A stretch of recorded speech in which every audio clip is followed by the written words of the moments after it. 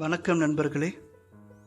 Psychological techniques சேனலுக்காக mind tech Tamil அப்படின்ட்டு சொல்லக்கூடிய சேனல்லேருந்து சரோஜ் சங்கீதா அப்படின்னு சொல்லக்கூடிய ஒரு சைக்காலஜிஸ்ட், அவங்க உளவியல் சிகிச்சையாளர். இவங்க மாஸ்டர் டிகிரியில் கிளினிக்கல் சைக்காலஜி முடிச்சிருக்காங்க, எம்ஃபில்ல சைக்காலஜி முடிச்சிருக்காங்க.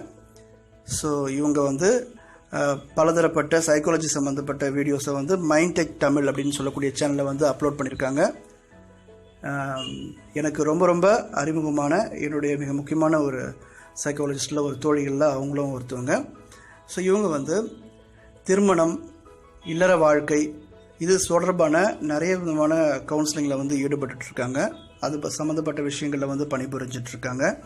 அது தொடர்பான ஒரு வீடியோவை நம்ம சேனலுக்காக ஒரு கெஸ்ட் ஸ்பீக் கொடுக்கறதுக்காக இந்த வீடியோவில் நான் அவங்கள அணுகினேன். அதுக்கு அவங்க சம்மதிச்சு இந்த வீடியோவில் அது சம்மந்தப்பட்ட இல்லறம் சம்மந்தப்பட்ட அதில் துணை சம்மந்தப்பட்ட விஷயங்களை எப்படிலாம் அணுகலாம், அதில் இருக்கிற பிரச்சனைகளை எப்படிலாம் சீரமைக்கலாம் அப்படின்றத சில எளிமையான சில ஸ்டெப்ஸ் மூலமாக விளக்கி சொல்லியிருக்காங்க. அவங்களை நான் வெல்கம் பண்ணுறேன். வணக்கம் நண்பர்களே. எனக்கு இந்த வாய்ப்பை கொடுத்த எனது தோழர் திரு ராஜ்குமார் அவர்களுக்கு எனது நன்றிகள். இன்னைக்கு ஒரு அழகான அற்புதமான விஷயத்தை பற்றி தான் உங்கள் கூட பகிர்ந்துக்க போகிறேன். அதுக்கு பேர் இல்லறம் அல்லது திருமணம். ஆமாங்க, ஒரு 12 வயசில் உங்களை கூப்பிட்டு உனக்கு என்ன எய்ம் அப்படின்னு கேட்டால் எல்லாரும் சொல்லியிருப்போம், டாக்டர் ஆகணும், இன்ஜினியர் ஆகணும், வக்கீல் ஆகணும் அப்படின்னு. ஆனால் அந்த வயசில் எல்லாரும் அதைத்தான் யோசிச்சுட்டு இருந்தோமா அப்படின்னா அது சுத்தமான ஒரு பெரிய பொய் தான். உண்மையிலேயே மனசுக்குள்ளே நமக்கு வரக்கூடிய துணை எப்படி இருக்கணும் அப்படின்னு அந்த வயசுலேருந்து நம்ம யோசிக்க ஆரம்பிச்சிருப்போம். எப்போ வரைக்கும்? கல்யாணம் முடிகிற வரைக்கும். இல்லை நான் அப்படியெல்லாம் யோசிக்கலை அப்படின்னு சொன்னீங்கன்னா அது கட்டுக்கதை தான்.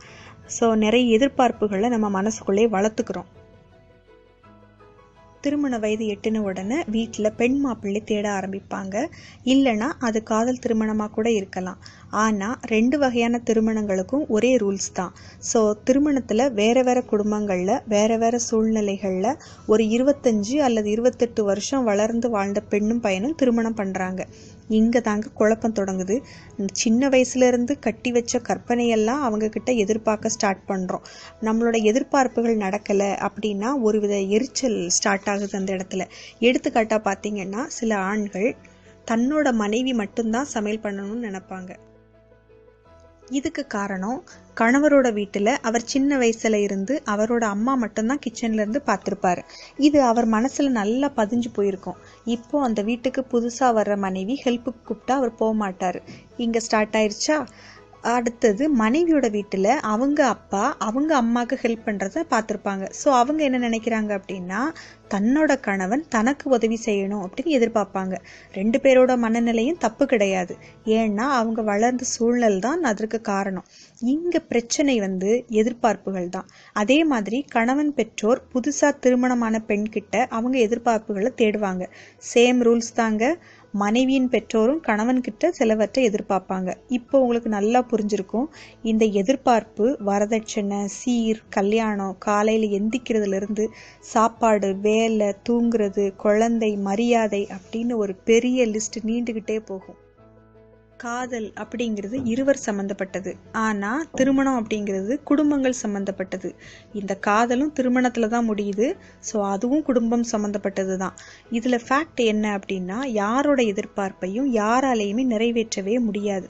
ஒருத்தரோட ஆசையை, விருப்பத்தை வேணால் நிறைவேற்ற முயற்சி செய்ய முடியும். ஆனால் ஒருத்தர் இன்னொருத்தர்கிட்ட எதிர்பார்க்கிறார் பார்த்தீங்களா, அது கண்டிப்பாக ஃபெயிலியரில் தான் முடியும்.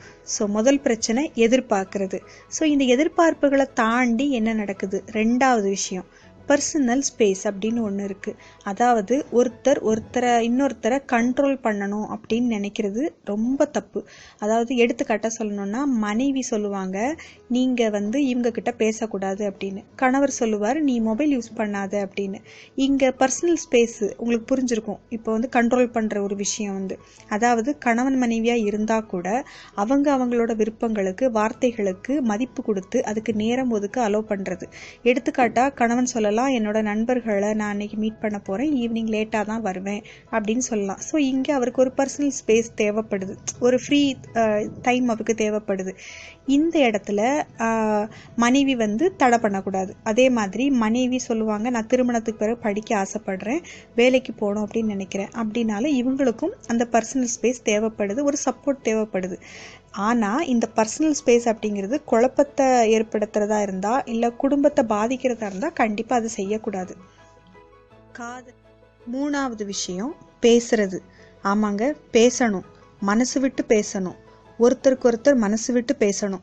எப்படி பர்சனல் ஸ்பேஸ்க்கு டைம் ஒதுக்குறோமோ அதே மாதிரி துணையோட பேசுறதுக்கும் அன்பு காட்டுறதுக்கும் கண்டிப்பாக டைம் ஒதுக்கணும்.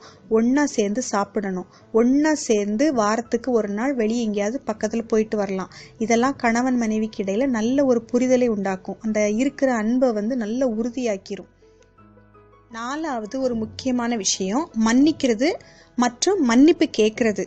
மன்னிக்கிறவன் பெரிய மனுஷன், மன்னிப்பு கேட்குறவன் அதை விட பெரிய மனுஷன். சிம்பிளாக சொல்ல போனால் ஈகோவை விட்டுடணுங்க, ஒருத்தருக்கு ஒருத்தர் மன்னிக்க கற்றுக்கிடணும். ஏதாவது தவறு இருந்தால் என் கணவன் தானே, என் மனைவி தானே அப்படின்னு மன்னிக்க கற்றுக்கிடணும். கோபம் கண்டிப்பாக வரதான் செய்யும், ஆனால் அந்த கோபம் 24 மணி நேரத்தை தாண்ட விடக்கூடாது. 24 மணி நேரத்தை தாண்டிடுச்சு அப்படின்னா அது கொஞ்சம் டேஞ்சர் ஜோன் தான், கண்டிப்பாக அது பெருசாகிடும். அதனால் ஈகோ பார்க்காம 2 பேருமே இறங்கி போய் மன்னிப்பு கேட்கணும். மன்னிக்கிறது சிறப்புங்க.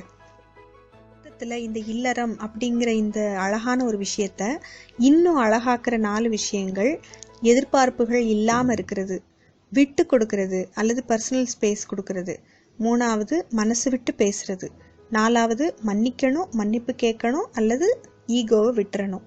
ஸோ இந்த 4 விஷயங்கள் கடைபிடிச்சாலே போதும், உங்கள் இல்லறம் இனிமையாகும். நன்றி.